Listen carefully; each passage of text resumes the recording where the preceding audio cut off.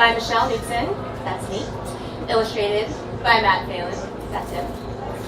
And this is our newest book, our first book together, and both of our newest books just came out in March. Okay.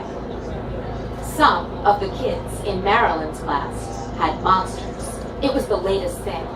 Marilyn didn't have a monster, not yet. You couldn't just go out and get one. Your monster had to find you. That's just the way it worked. Some kids woke up to find their monsters had chosen them while they slept. Some kids got their monsters on the way home from school, or on the bus, or in the park. Timmy's monster chose him right in the middle of a history test. At first, Marilyn wasn't even worried about it. Eventually, her monster would find her too. There were still lots of kids who didn't have their monsters yet. But then Franklin got his at the library, and Rebecca got hers while riding her bike. And Lenny got his while he was running away from some mean older kids who kept picking on him. Nobody picked on Lenny anymore after that. After a while, Marilyn was the only one left without a monster. She knew she wasn't supposed to try to look for him, but she kind of did anyway.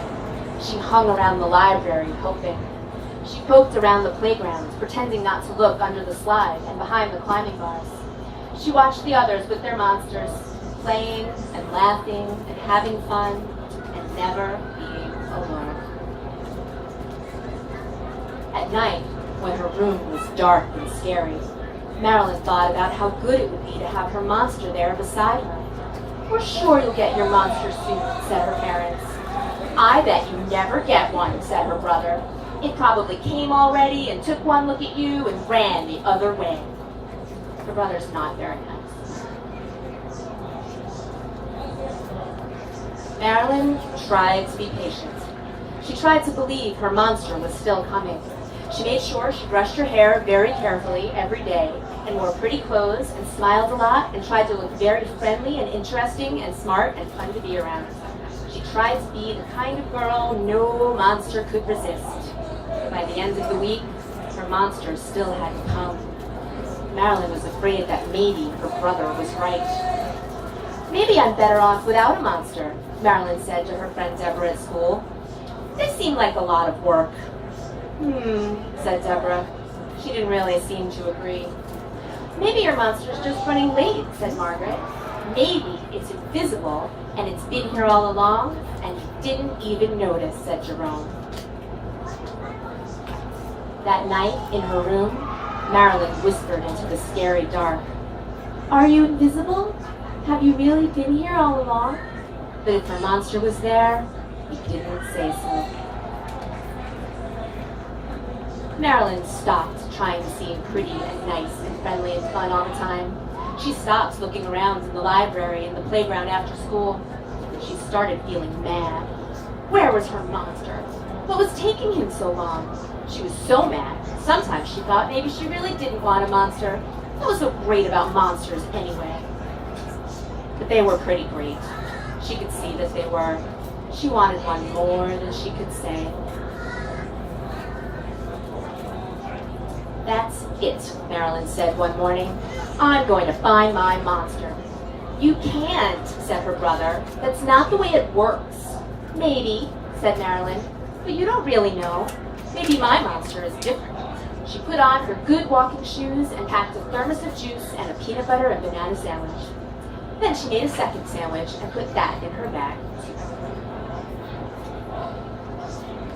Marilyn went out and started looking. She didn't just kind of look, she really looked. She looked as hard as she could. She searched behind the stone lions that sat outside the library. She checked beneath the benches at the playgrounds and the park. She went down the winding path through the woods and out into the big fields with the wildflowers. She didn't see her monster. Marilyn stopped in the middle of the field. She closed her eyes and stood very still. She thought about trying to sing one of those beautiful songs that princesses did in movies sometimes that made all the little animals come and sit on their shoulders. She thought again about being patient and waiting and hoping that her monster would find her someday soon. Then she took a deep, deep breath and shouted in her loudest, loudest voice. Now, this is a really big shout, so I'm going to ask you all to help me. I'm going to count to 3, and then I want everyone to shout, "Where are you?" as loud as you can. We're going to help Marilyn find her monster. You guys too. Everybody ready? 1, 2, 3. Where are you? It's pretty good. First graders have you beaten. That's pretty good. Then, very softly, she heard a voice saying, "Here." Marilyn followed the voice. It was very quiet, but she could hear it very clearly. She followed it across the field and into the woods on the other side and over to a tall, tall tree. There was her monster, half hidden among the leaves. "I got lost," her monster said in its small, soft voice. "And then I got scared. And then I got stuck." Marilyn's monster had 2 long, lovely wings. They were tangled and caught in the branches. Marilyn climbed up and very carefully helped her monster get free. "I kept hoping you would come and find me," her monster said. "I'm sorry it took me so long," Marilyn said back. Then they sat there together and had peanut butter and banana sandwiches and juice. When they were ready, Marilyn's monster lifted her up and threw them all the way back. "Oh, honey," said her parents, "your monster found you at last." "We found each other," Marilyn said. I don't want you to miss the end. We'll just give it a minute. The suspense will build. Okay. "Oh, honey," said her parents, "your monster found you at last." "We found each other," Marilyn said. She and her monster smiled together. "It's not supposed to work that way," her brother said. Marilyn just looked at him. She didn't think he was right about that. She thought there were a lot of different ways that things could work.